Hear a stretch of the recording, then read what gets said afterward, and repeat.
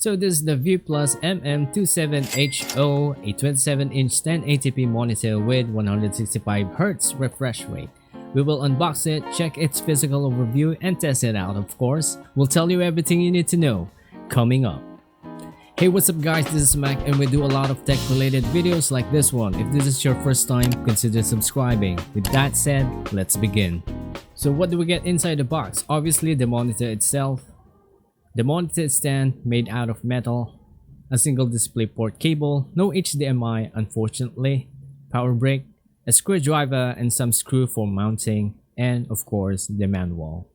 Now let's check out some physical overview. At first glance, I think the monitor does not look bad at all. Basically the body is made out of plastic with matte black finish. At the back of the monitor is a VESA mounting screw holes, and around it is a circle RGB, which we're going to check it out in a bit. We also have some ventilation holes at the top for exhaust.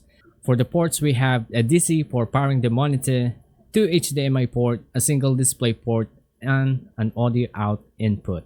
Before anything else, we should mount the monitor in its stand first so we could get a better look.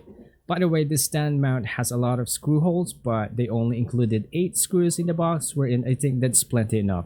Now we're going to put the cover to make it look clean, and let's connect the base of this stand. And yes, you're seeing that right, a single screw is holding everything, but I think this is sturdy enough to make the monitor stand on its feet.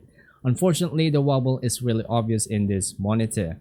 As you can see, there are no other viewing angle for this monitor. You can't tilt it more or swivel in any way. The screen is not glossy and it's just the plastic cover, and we're going to peel it now.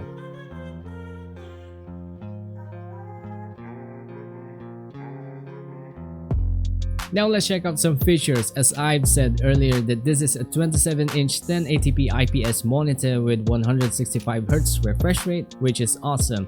Color accuracy is superb, and the colors will be the same no matter what angle or which angle you look at it. For more specification, just check this out and pause the video.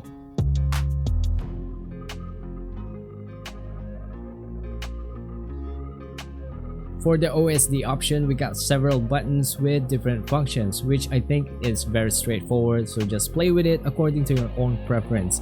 There are actually some game modes which you can choose from depending on what games you are into, but for now let's try FPS mode and test it out.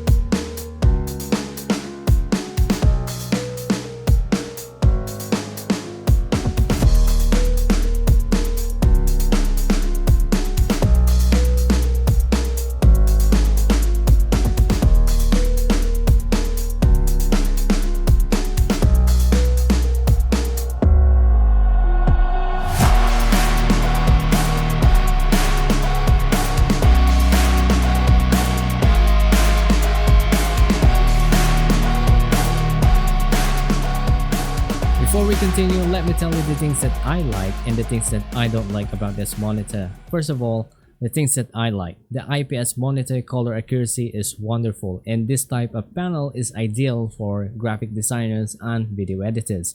The 165Hz is very much obvious, especially when you're coming from a 144Hz monitor. There are no obvious ghosting, and the 1ms response time is very good. The OSD panel buttons are easy to use, and the panel itself is straightforward. There are a lot of options available depending on how you'll use it, and that is a good thing. But switching to different modes might be a lot of work for some users. I wish there is a single button macro, or at least a software integrated thing, so that you could use to manipulate it on your desktop, but I guess I'm asking too much. Anyway, let's continue. Now let's talk about the things that I don't like about this monitor. First is the stand. Having no swivel is understandable, but having no tilt viewing angle is very unfortunate. So basically that's just it. The good thing is that they added a VESA mounting screw holes. I also hate the wobble of the stand, it's very much annoying. Another thing that I hate about this monitor is the RGB control of this circle thing. It's only to turn it on and off, and there are no options to change the color or control its brightness. Not being picky here, but what's the point of the RGB design if it does not illuminate much? Backlight bleed is just wow. I never seen one such as this, and It's more obvious in real life, I mean off camera. It says in the box that it has FreeSync, but no matter how much I go around the OSD option, I don't see the FreeSync option like in the HKC monitor. Perhaps it's already built in, I'm not sure, but let me know what you think in the comment section below. Anyway, if you'll ask me if I'll recommend this monitor, well, that's a big yes, since this monitor is versatile, can be for gamers and designers alike. The price is much cheaper than its competitors and the features is just awesome overall. There are pros and cons, but I think the price is just right. If you want one for yourself, you should check out the link in the description below. But if you want a budget 27-inch, 1440p, 144Hz curved monitor, then you should watch the video on your screen. Go click it, don't be shy.